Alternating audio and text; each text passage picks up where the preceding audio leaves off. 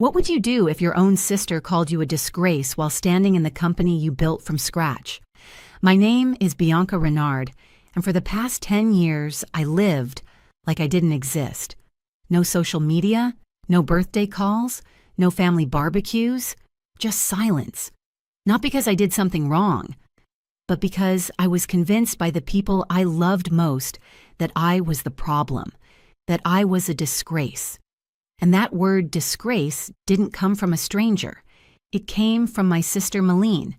In a room full of polished elites and polished lies, she said it loud enough for the entire banquet hall to hear.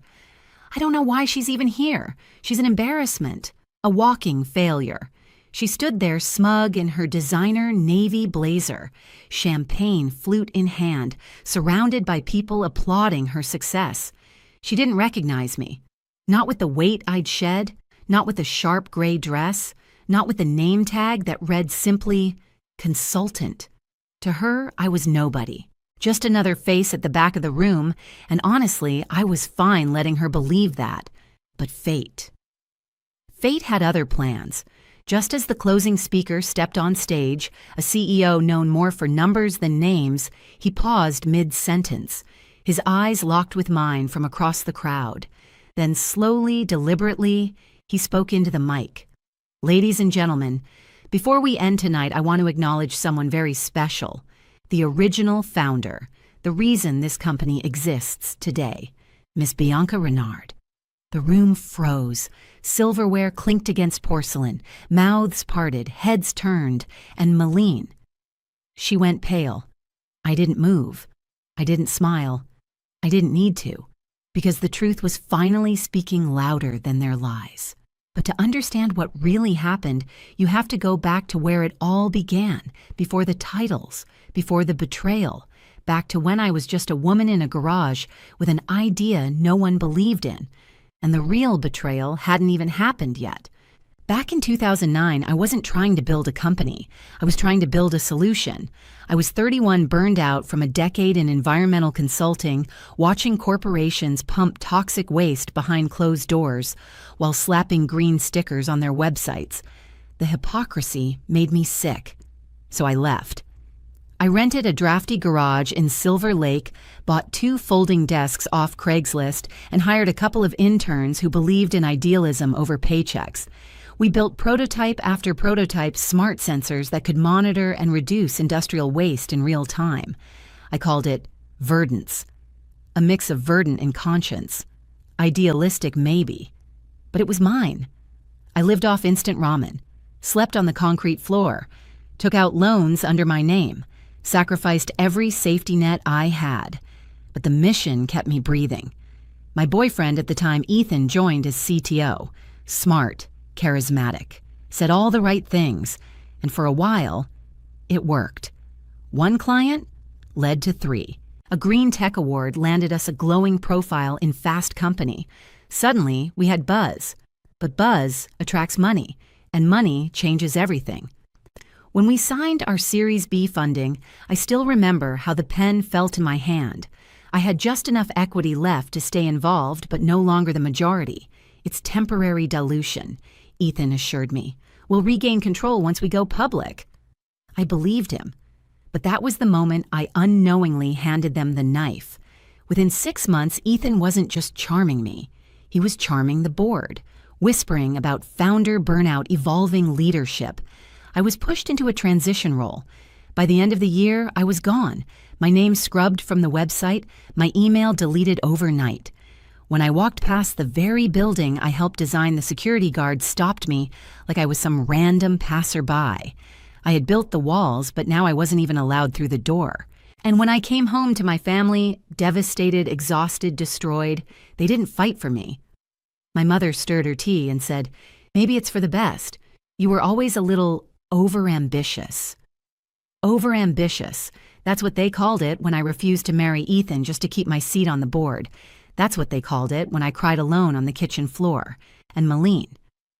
She didn't comfort me. She smirked. Like I had proven every ugly thing she ever whispered behind my back. Like I'd confirmed that I was a fool in a power suit playing pretend. And the cruelest part, I had paid off part of her college tuition just a year before. I helped her land her first job in public affairs because I thought being the eldest meant lifting others. Turns out in my family, the more you lift, the quicker they climb over you. So I disappeared. No goodbyes, no announcements, just 2 suitcases, a severed past, and a vow to never be that open again.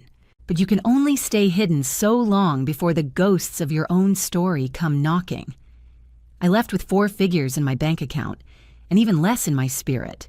No press release, no scandal, just erasure. I deleted every social profile, changed my number, and rented a small apartment above a coffee shop in Oregon under the name B.R. Taylor. No one looked for me. No one called. And maybe that was the part that broke me the most. My family.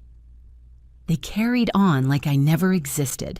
At holidays, they toasted Malene's new titles, Director of Public Affairs, Top 40 Under 40, like I hadn't once paved the road she now glided across in heels. I probably bought her. My name vanished from the family newsletter. I heard from a cousin that there were rumors, that I was in rehab, because in my family, failure isn't a setback, it's a disease, and the cure erased the patient. I was grieving something I couldn't bury, not just the company, but the betrayal, the silence, the realization that the people who raised me couldn't recognize the cost of what I tried to build. But in that silence, I found something sacred. I began working under the radar, quietly consulting for sustainability startups, mentoring young female founders who reminded me of myself before the world chewed me up. I never used my real name, never asked for credit. I just gave them the one thing I never had, a warning sign before the betrayal came. The only piece of verdance I kept, a single framed blueprint of our first sensor prototype. No label, no signature, just lines and dreams behind glass. It hung above my desk for years, a relic from a life I pretended wasn't mine, and I made myself a promise. I would never step back into that world, unless it was on my terms. What I didn't expect was for the door back in to arrive through a mystery, an anonymous invitation, no sender, just a date, a location, and a single line. Honoring our legacy, celebrating our future. It landed in my inbox the same weekend as my father's birthday, the one I wasn't invited to. At first I was ready to delete it, but something about that phrase, our legacy, felt like a ghost reaching out. So I said yes. I bought a simple gray dress, pinned up my hair, and walked back into a world that had done everything to forget me. I didn't expect recognition. I didn't even expect to be noticed. But what I found, that was something no one, not even Malene, was prepared for. The building had a new name now, Delaney Tech Clean Solutions. The old Verdance logo gone, replaced by muted tones and a sleeker design. But I knew the bones. The curved green lines on the brochure, they were mine. I'd sketched that arc on a napkin in a diner at midnight Sharpie, bleeding onto Ethan's coffee cup. Now it was branding. Now it was theirs. I stepped through the glass doors like a ghost. The lobby gleamed. The crowd buzzed. It was all so polished. And in the corner of the room stood the person I never wanted to see again, Malene. She floated through the gala like a queen, blonde waves, impeccable posture, gold name tag glinting under the lights, Malene Renard, Director of Public Affairs. Of course, it shouldn't have surprised me. She'd always known how to take up space in a room she didn't help build. She gave a welcome speech full of buzzwords, legacy, corporate citizenship, green future. It was hollow, but the crowd clapped. They didn't know what she didn't know, that her big break into this company had come from me. Years ago, I had reluctantly recommended her name to an old colleague after she'd been laid off from a government job. She never thanked me, probably didn't even remember. In her mind, I had vanished, and maybe that made it easier to pretend she'd climbed this ladder herself.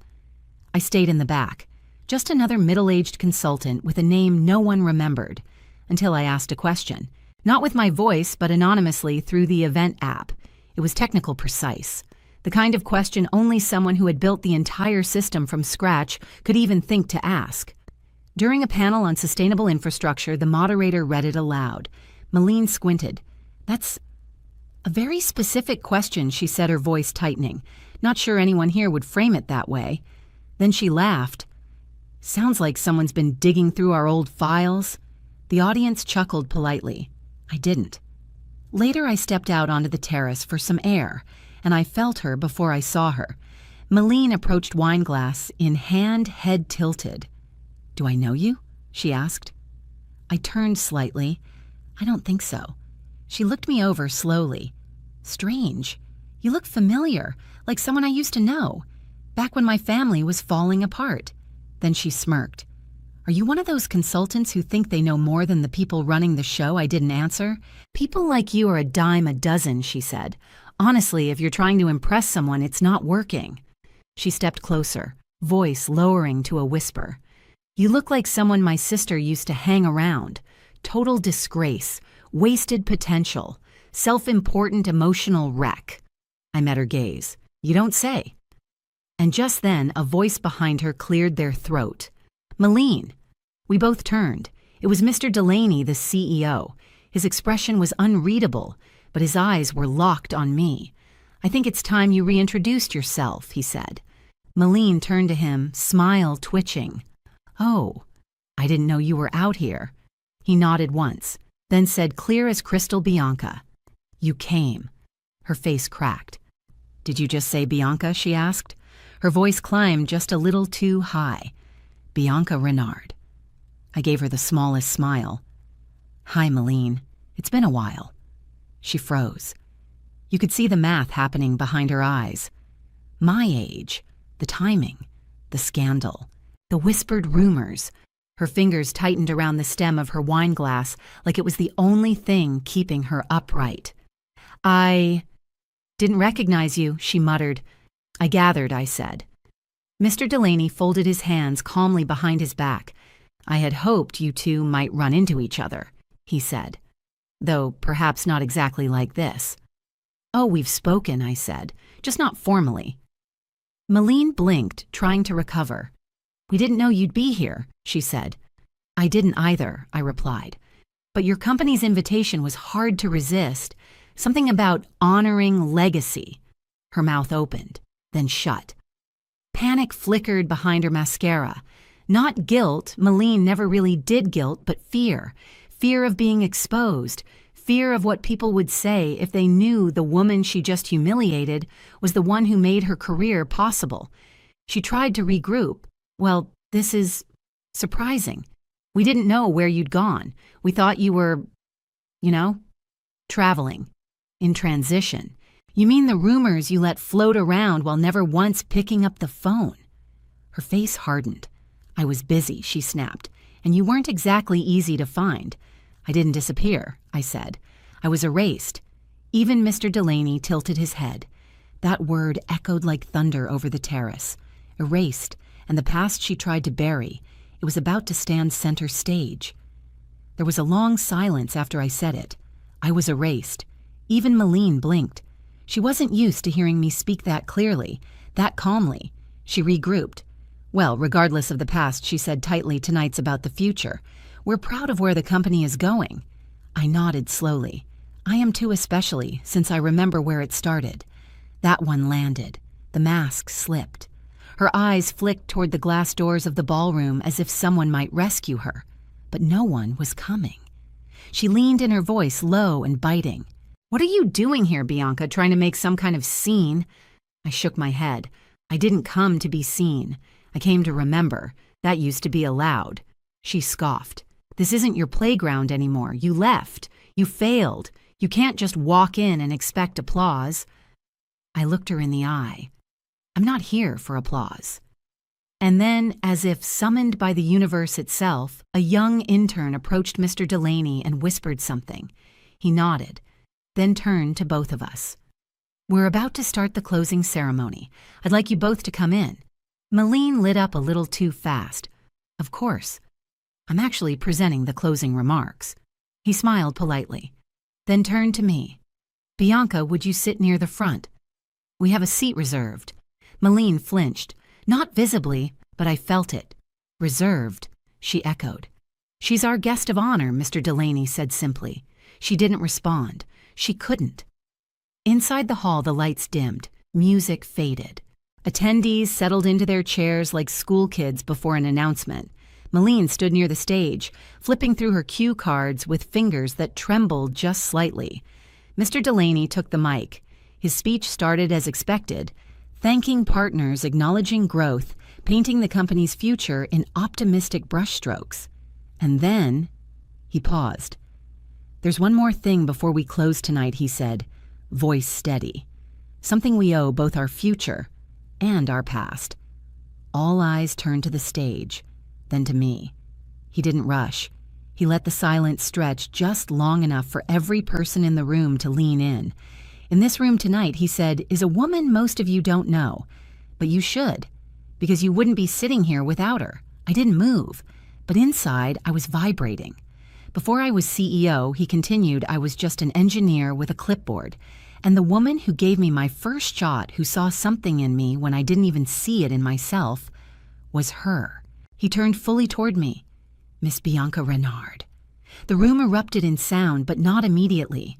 First a gasp, then a ripple, then a murmur that turned into a wave. People whispered, stared, glanced at one another, unsure whether to clap, to stand, to believe what they were hearing. And Malene.